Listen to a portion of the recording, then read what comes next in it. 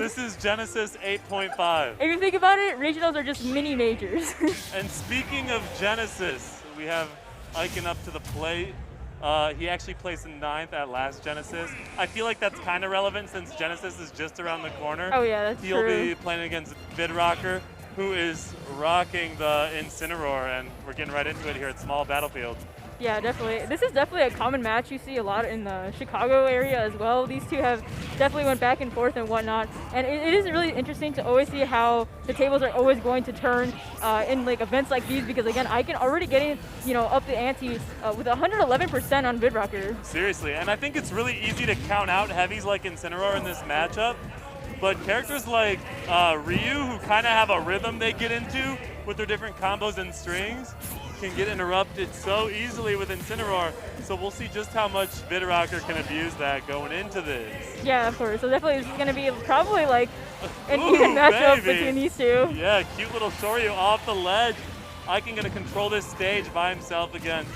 Taking a few hits here and there, but does have the percentage lead. Yeah, even though Vidrocker has that max rage going on, it's definitely not going to go to waste because he definitely knows how to tank that percentage. But again, with Ikan as well, playing very patient as he is right now, it's probably going to be hard for either of them to take this first stock. And, okay, I thought he was dead. I almost thought I jinxed it. I was going to say, that was some black DI, but he came through. Yeah, they're both holding on to these first stocks for dear life. It's not often you see like these first stocks hit 5 minutes.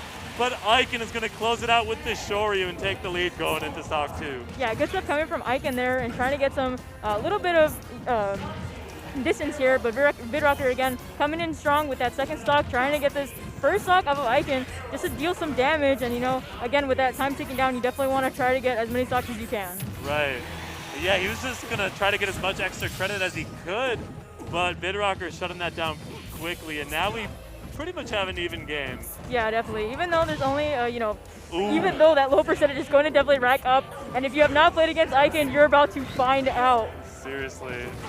That is honestly a luxury that I'm glad I'm not good enough to receive. Yeah, both of these players are monsters, and especially considering how, you know, not a lot of people play these characters. They're not really common. Especially considering like Incineroar, he's very insanely strong, and the way Vidrocker plays with him, and especially the revenge coming out, is going to be super strong. But unfortunately, Ikan finding that Shoryu and actually going to take his second stock. Yeah, honestly, that whole second stock, he bled out way less than he did the first stock. Right. He minimized the trading he was doing on that first stock, sacrificed a lot less damage overall. And after he converted that first focus punch into like 40%, he just ran with it. So he's looking pretty good here on this last stock. I feel like he like adapts throughout his gameplay and throughout the sets that he does, because it's just like he's learning and just evolving at this point. Like he's literally a Pokemon. He just knows how to play around his opponents. Totally. I mean, now he doesn't have to close the gap, you know? He can kind of just try to chip, get as much extra credit as he can going into this last stock. But Incineroar is one of those characters where damage probably matters the least, right? Right. If the cards play in his favor, he gets a nice revenge, he'll kill you at like 40%. Yeah, definitely. So that X factor is something Vidrocker is going to really want to abuse in this last stock situation. Yeah, he's definitely putting in the momentum now here with both of them at their last stock, and Vidrocker being able to catch up to Ikan's pacing. This is looking, again, pretty even, and this is back and forth like a cat and mouse game here. And Ikan definitely throwing some punches back here, and Vidrocker just trying to play safely on these platforms. Yeah, you were talking about that adaptation, and now Vidrocker's kind of pulling out a little bit of adaptation of his own and closing those gaps, playing a little slower to find those openings. But Ikan nails things down and finds the Shoryu for that game 1 victory. Yeah, very nice coming from Ikan. You love to see it. Honestly, I just don't know how he does it. He's so consistent with his plays, and especially with Vidrocker being able to maintain the speed and able to catch up to the last stock. He played it very well, being able to, you know, match to Ikan's pace. 100%, and I can't. Production loves this song. I can't tell. Honestly, I think the fighting game characters in general are the characters that are hardest to be consistent with. Right. Like the fact that he is as consistent as he is always something that's huge for me. Yeah, of course. Yeah. It's like the inputs and everything, they're so easy to drop in those high octane situations, but Ikan always pulls through. Yeah, of course. And running it back to the small battlefield here, Ikan already putting this immense pressure onto Vidrocker with 90%. And this is looking quite hefty for Vidrocker already in this dangerous position. Bro, this song is so not hype. Like all hype I had for this set just got Thanos snapped. What's wrong with it?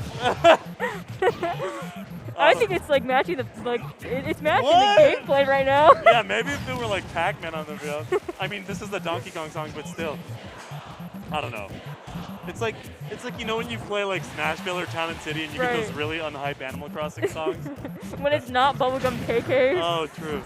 Okay, Bubblegum KK, big bop though. Oh, wow. Oh, wow, yeah. The Lariat really gonna cheat himself a lead on the first stock.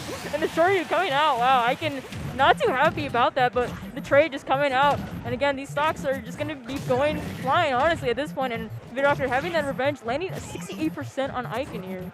Right, like if you're Ryu and you lose a stock early, I feel like you come off that Halo platform and you're like, all right, I need my jab, I need my Shoryu bread and butter, and we're going to equalize this as soon as possible. Yeah, of course. And that's what he did. Yeah.